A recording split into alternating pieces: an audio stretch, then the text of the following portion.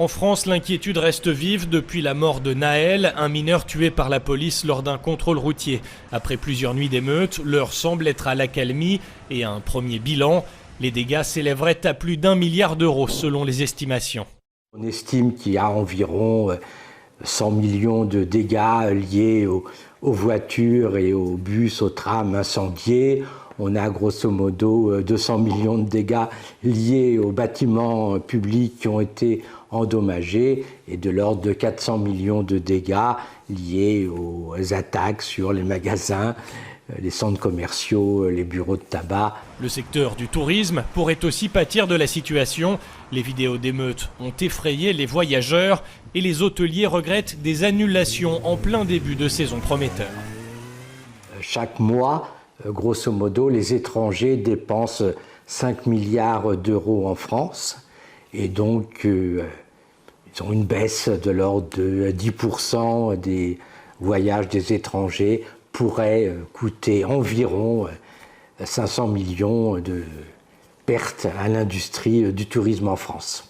Mais dans les rues des grandes villes, les blessures sont surtout sociales.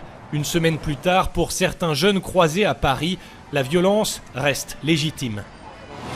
Justice pour Naël, il faut être contre la police. Moi personnellement, je suis contre la police. C'est un problème systémique connu depuis des décennies. Aucune politique n'est mise en œuvre pour pallier ces problèmes. Pour moi, c'est le gouvernement et l'institution policière qui sont responsables. Les émeutes sont une nouvelle preuve du fossé qui existe entre la police et la jeunesse des quartiers populaires. Le manque de confiance semble atteindre des sommets. Selon ce policier au service de l'État depuis plus de 20 ans, il est urgent de rétablir le dialogue. Il est nécessaire de pouvoir essayer de renouer ce dialogue avec ces gens qui ne nous connaissent pas. C'est ce qu'on appelle le langage de la République.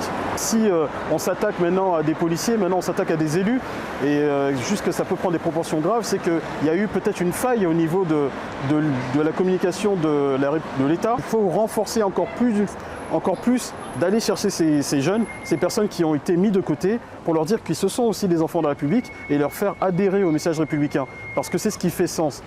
Après une semaine mouvementée, les Français attendent désormais des solutions concrètes pour éviter une spirale de violence.